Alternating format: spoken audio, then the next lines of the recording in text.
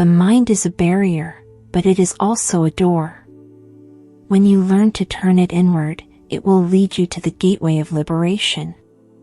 Sri Nisargadatta Maharaj.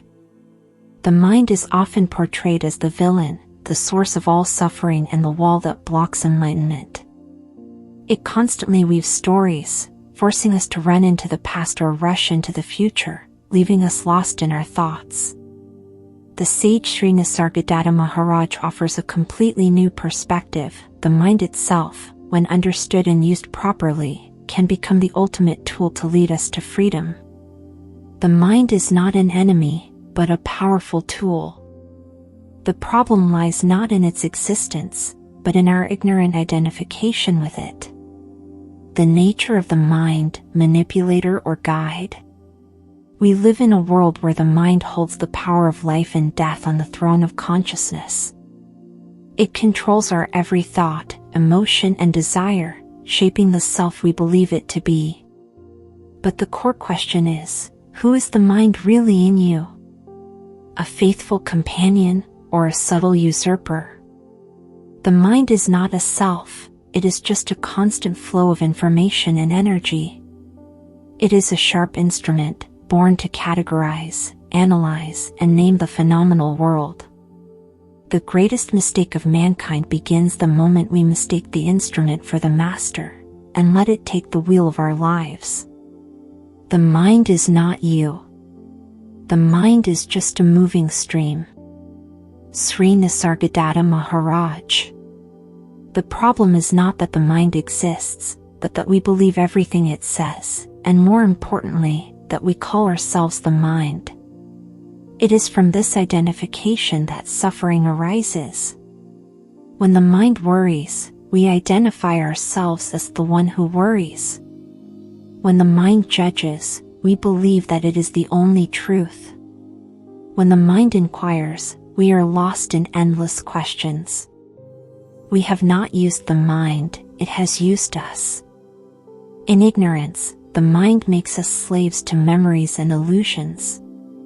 But in the light of mindfulness and insight, the mind can be transformed into a faithful servant, a silent guide, always turning its head back to reality. 5 Principles of Transformation, the journey from chains to freedom. Here are Nisargadatta Maharaj's 5 fundamental principles, which will help you transform your mind from a manipulator to a guide of wisdom. 1. Observe the mind, the power of non-interference. The mind is like an endless river, with thoughts flowing by. You do not have to try to stop it, nor do you have to identify with it. Become a silent observer. Observe the mind as an audience in a theater, without judgment, without interference. When you do not react, the mind loses its power. Mindfulness is not an action but a state of non-action, pure observation. Your non-resistance is the mirror of wisdom, reflecting the mind without being dragged along. When you look at the mind without engaging and acting with it, you are no longer a victim of the scenarios it creates. 2. Ask the root question, who is thinking? Instead of being caught up in the content of each thought, reverse the flow of energy and direct your attention to its source. I am thinking this? So, who is the I who is thinking? This question is not intended to seek a logical answer, but rather a tool for deconstructing the ego. It is like a sharp arrow that pierces straight through the illusion of a real thinker behind each stream of thought. When this question is practiced sincerely and continuously, the mind begins to become still, and you reach a deep silence, where there is only the invisible knowing of pure I am. 3. Realize the mind is a tool, not an identity. The mind can analyze, learn, and imagine, but it can never know itself. Only pure consciousness, the invisible knowing, can witness and understand the mind. The mind is a mirror. You are the light that shines through the mirror. This is the turning point of enlightenment, realizing that you are not the thinker, but the presence that is witnessing the thinking. Like the finger pointing to the moon, the mind can point you to truth, but it can never be truth. 4. Use your mind to focus on I am, the source of existence. Maharaj has shown a simple and direct path. Keep the awareness still in I am. That is the only step you need. Here, the mind is not rejected but directed to its very source. Instead of running after stories, images, and emotions, you stop and return to the purest feeling of existence, I am. This is the primordial state, no words, no images, no memories, just the light of presence. And a miracle happens, the mind will melt like wax in the sun.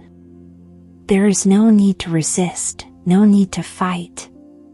Just stay with the feeling of I am, all illusions will disappear. 5. When the mind is silent, reality reveals. Enlightenment is not something you have to achieve, because it is never lost. It is your deepest nature, hidden by the layers of the mind. When the mind is no longer running around, when stories and images no longer dominate, reality begins to dawn like a wordless dawn.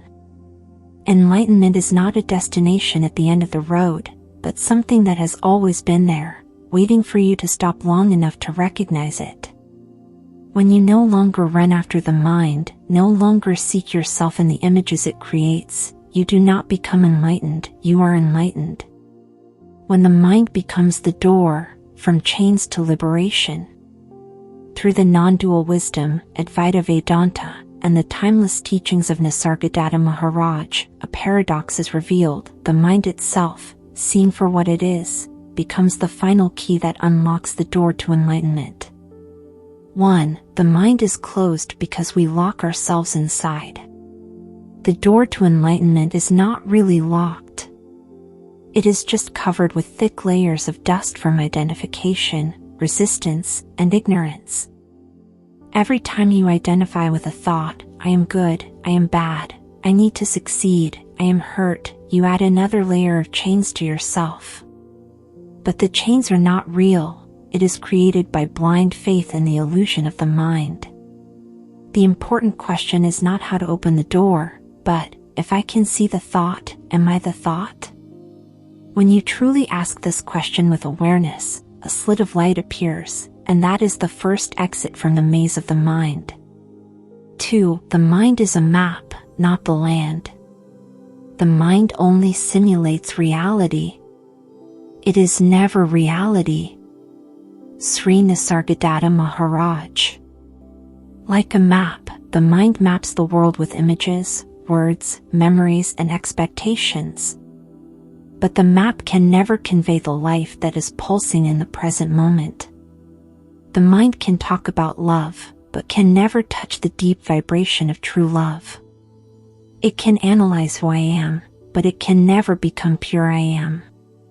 When you stop looking for truth in the map and start returning to the living presence itself, the mind automatically lets go, and you enter the land of the infinite, where all concepts fall away. 3. Natural silence arises when there is no controller. The mind does not need to be destroyed. What you need is not to conquer it, but to let go of the controller. When you no longer try to control thoughts, nor let thoughts control you, a wonderful phenomenon happens. Natural silence arises, not from coercion, but from pure letting go. This is not the silence of tension, of holding your breath. This is the deep stillness of the ocean, where every wave is born and dies, but the surface of the water is not disturbed. 4. The mind only brings you to the door, it does not go over with you. A profound point that Maharaj often emphasized, the mind can bring you to the shore. But to cross, you have to leave it behind. This is the crucial stage where most practitioners get stuck. They want enlightenment, but they are still attached to the mind like a raft, not daring to leave. The mind can help you, ask questions, contemplate deeply, recognize the ego, and move closer to the shore of liberation. But enlightenment does not happen in the mind, it explodes in the complete absence of all concepts. to cross the threshold, you need to jump into the void where there is no I to control. And strangely enough, the moment you let go of the mind is the moment you become what you never lost. 5. The mind becomes a servant of light. When cleansed of all attachments and identifications, the mind is no longer a bondage but a servant of pure consciousness.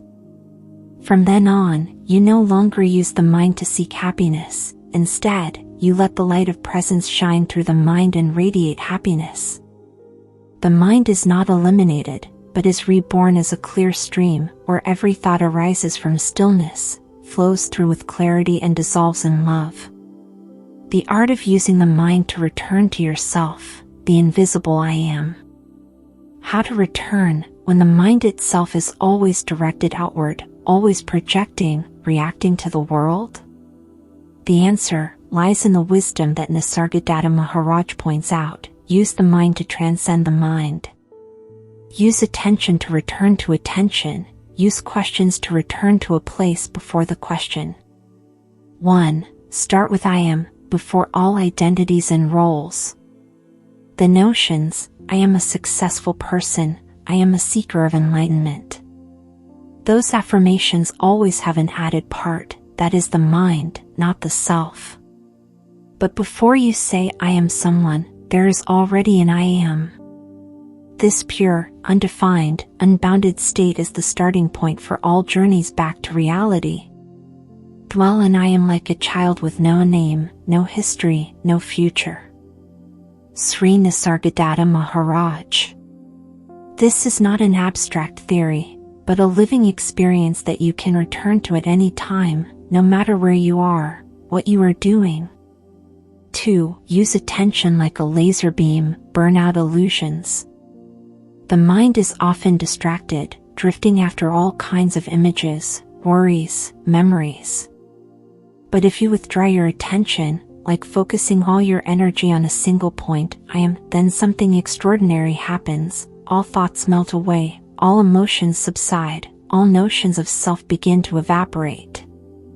Attention, when it is not scattered outwards, becomes a magical light, shining through the veils of the mind, straight into the root of existence.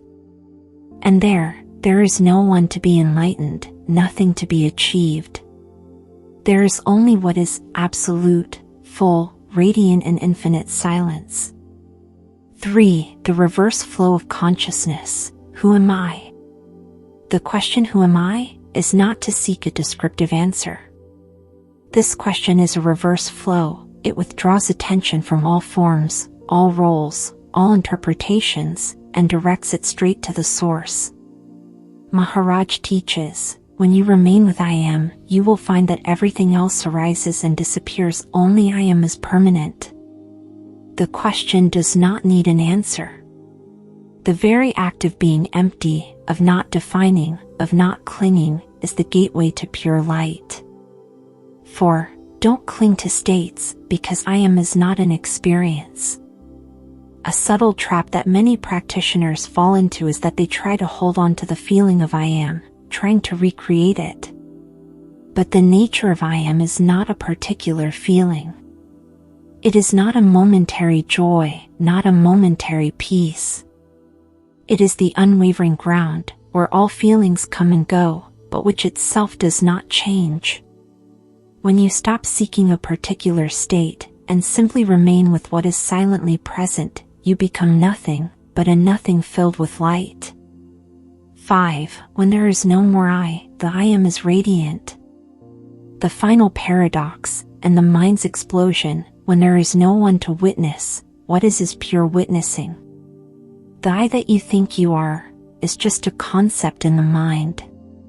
The I am that you feel when there is no more idea, is God, the self, the light of eternity. Dissolving the ego, the mind as a dissolving door. The mind, if properly directed, merges itself where it cannot exist, in the radiant silence of the self.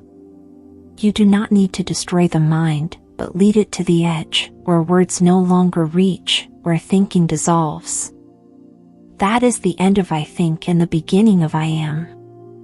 1. The ultimate wisdom, when the mind realizes its meaninglessness. The miracle happens in subtle awareness, when you observe the mind completely, without reacting, without interfering. The mind realizes that it is just movement, no independent entity. There is no one in the mind. There is no one who thinks. There are only thoughts rising and falling, like waves on the ocean. 2. There is no more I am, only the infinite I am. In the depths of practice, you realize a profound paradox. I am is not an experience, cannot be described, and does not belong to any individual. This is not the presence of a pure I, but the complete absence of any self. In it, the light of self-knowing shines forth, with no one to hold it, nothing to control. 3. The mind becomes space, no longer a shaper. Before, the mind was a small box in which you were locked, but when you see through it, the mind becomes an empty sky. All thoughts, emotions, memories are just passing clouds. Nothing to be chased away, nothing to be held onto. The mind is no longer a place to be lost, but a place where things pass through, and you are no longer the one being carried away. When the mind becomes space, you are no longer identified with, and there is no need to avoid. You are in the flow of life, but not bound by it. You think, but thinking does not make you. For enlightenment is not a destination, it is the absence of the seeker.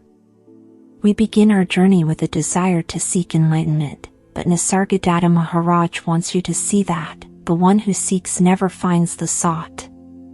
For the seeker is the one who is to be seen through.